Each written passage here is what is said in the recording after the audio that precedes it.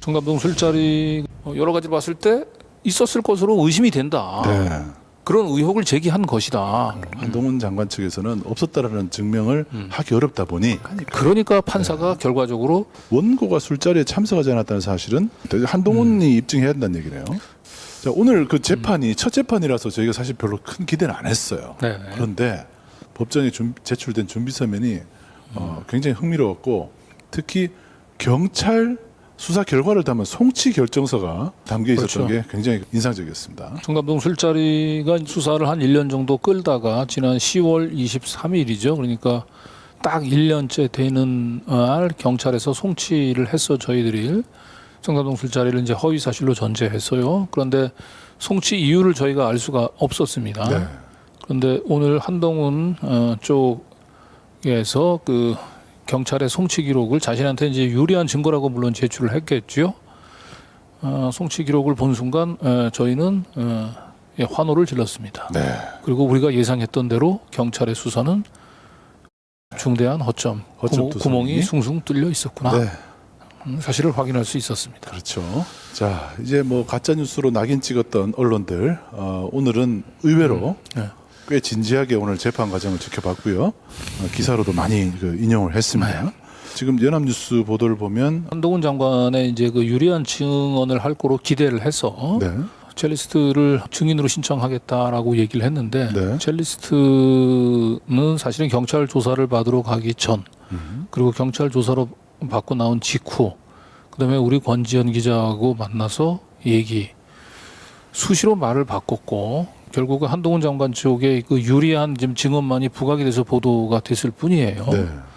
그래서 왜 그 첼리스트가 이렇게 그 잦은 말바꾸기를 할 수밖에 없었는지 저희도 첼리스트를 상대로 증인 신문을 좀 하고 싶었습니다. 그렇죠. 그런데 한동훈 장관 쪽에서 증인을 신청한다고 했으니까 그 약속 꼭 지켜주시기 바라고요. 네. 또 하나 나온 거는 이제 피고 측이 공익 목적이라고 주장했다. 이런 것들도 꽤 뭐 균형 있게 양쪽을 다 다뤄주려고 하는 것 같아요. 언론들이 피고 측이 어떤 얘기를 하고 있는지를 지금 여러 군데서 지금 다뤄주고 있거든요. 사실 뭐 그동안에는 순전히 한동훈 측의 주장만을 주로 일방적인 보도를 했었는데 재판에서는 다행히 언론들이 그나마 균형 잡힌 보도를 한 것 같습니다. 네. 이런 언론들이 한 12군데 정도 네이버에서만 검색해 보니까 아마 내일 아침 때 보면은 더 많은 언론에서 보도를 하지 않았을까 싶죠. 네. 네. 특히 이제 언론은 이제 그 첼리스트의 경찰 진술을 그 근거로 해서 사실상 청담동 술자리는 가짜 뉴스로 다 일단락 된 걸로 네. 그렇게 이제 보도를 했단 말이죠. 네.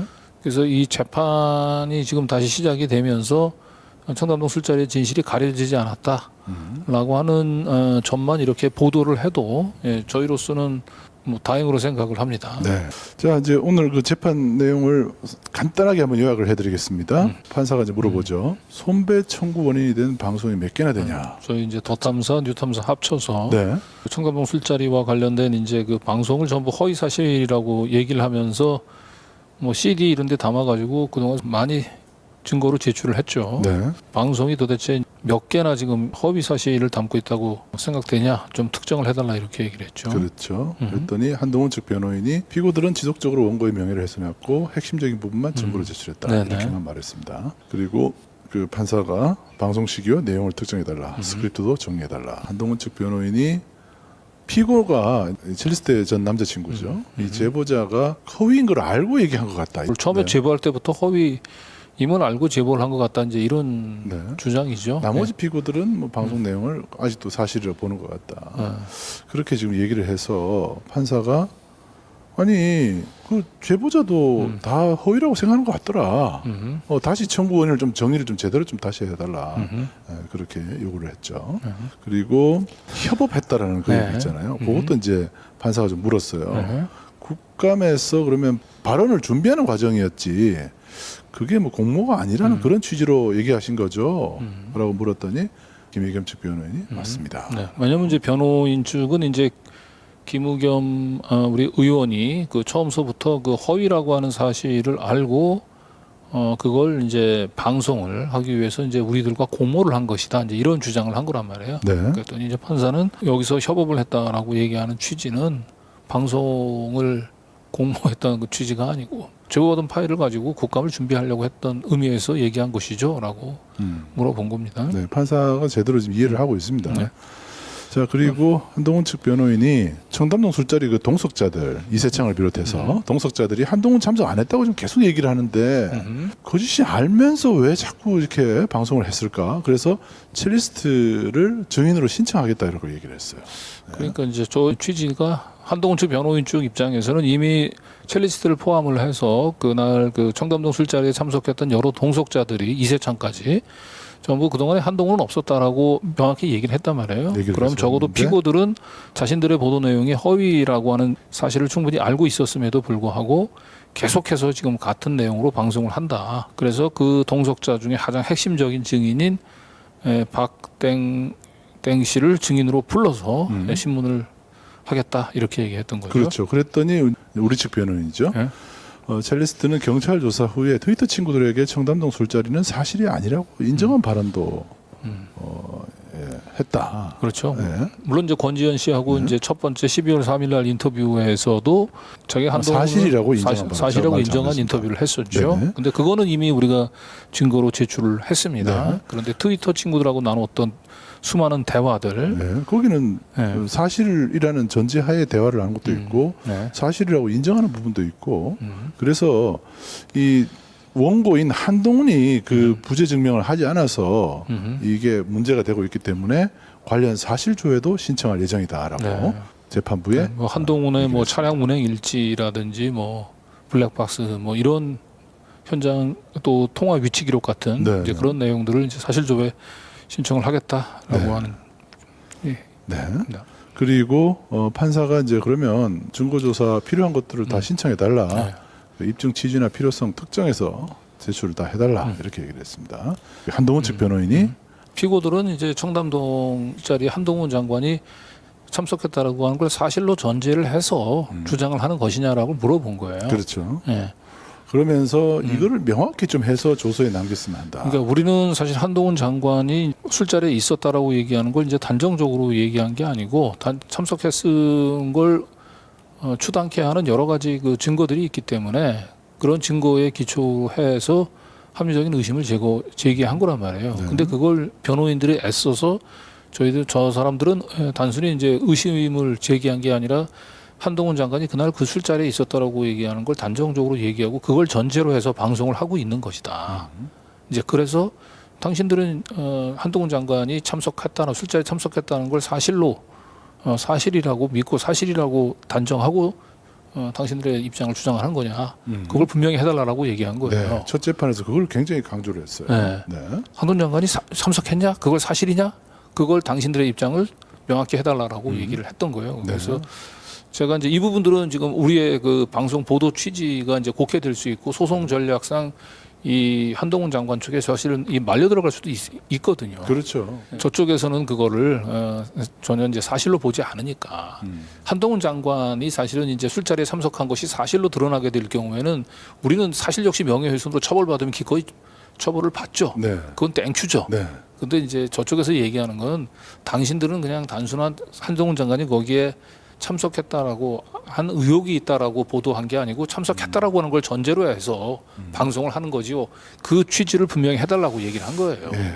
그래서 강지훈 기자께서는 또 원고가 청담동 술자리에 있었음을 보여주는 객관적인 증거를 토대로 의혹을 제기한 거다. 한동훈이 거기 참석했다라고 우리가 방송을 한 게 아니고 참석했냐라고 물어본 거다. 그 얘기죠. 변호인이 주장하는 대로 한동훈이 저기에 참석한 게 사실이다.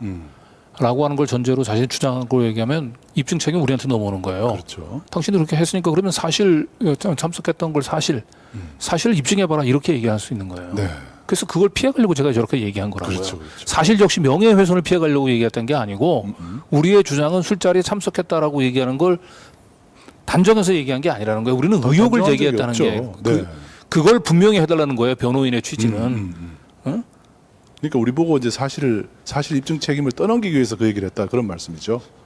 그렇죠. 변호인 그러니까 얘기죠. 우리는 한 단계 더 다 나아가서 얘기한 게 아니라 우리는 합리적인 의혹을 제기한 건데 변호인은 당신들은 합리적인 의혹을 제기한 전에서 벗어나 한동훈 장관이 그날 성삼동 술자리에 있었다라고 하는 걸 전제로 방송을 보도한 것이 아니냐라고 물어본 거예요. 그렇죠, 그렇죠. 예. 그래서 우리는 그건 아니다. 네, 네, 이제 이해했습니다. 네. 그래서 결국 이제 입증 책임에 대한 그 부담을 누가 질 것이냐에 대한 부분에 결국에는 오늘 첨예한 그 신경전이 좀 있었던 것 같습니다. 우리 측 변호인이죠. 청담동 술자리가 사실이라고 우리는 단언해서 방송하지 않았다. 그렇게 얘기했더니 판사가 마지막에 이제 끝나면서 얘기를 한 거죠. 네. 원고가 술자리에 참석하지 않았다는 사실은 원고에게 입증 책임이다. 한동훈이 입증해야 된다는 얘기네요. 그러니까. 네. 그게 그러고 하는 그걸 저기 이제 법 기술을 발휘해서 덫을 놓은 거예요. 덫을 놨는데 오늘 네. 걸리지 않은 거네요. 그렇죠? 술자리에 네. 참석했다라고 하는 걸 사실로 보고 있는지 그 부분들을 명확히 해달라고 얘기를 한 거예요. 그렇죠. 그러니까 우리는 사실이라고 단언해서 얘기한 게 아니다 이런 얘기야. 우리는 그렇죠. 의심을 제기한 거다 이런 얘기야. 거기 이제 첼리스트가 봤다고 이제 얘기를 하니까. 그러니까 판사가 결과적으로 입증 책임이 원고한테 있다는 거예요. 술자리에 그래서- 참석하지 않았다. 그렇죠.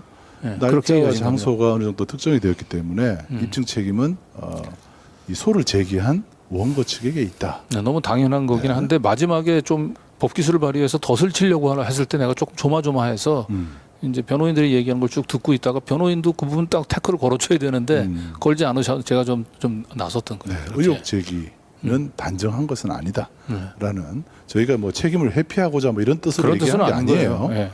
그리고 단지 이쪽 원고 측에 한동훈 측 변호인이 입증 책임을 피고 쪽으로 떠넘기기 위해서 너희들 사실이라고 본 거지 사실 맞아 그러면은 그럼 입증해봐 이렇게 뜬 말을 할 수 있기 때문에 우리는 합리적인 의혹을 제기한 거고 한동훈 장관 쪽에서는 술자리에 없었다라고 주장하는 거예요. 그럼 입증 책임이 어디에 있겠습니까? 없었다는 뜻 있죠. 없었다는 뜻이 자, 있는 그런데 거예요. 네. 결국 이제 그렇게 정리가 되네요. 한동훈 장관 측에서는 없었다라는 증명을 하기 어렵다 보니 입증 책임을 피고 측에다 떠넘기는 우리 측에다가 떠넘기는 것이 당신들은 목적이었군요. 한동훈 장관이 있었다라고 얘기하는 거지 그걸 물어본 거란 말이에요.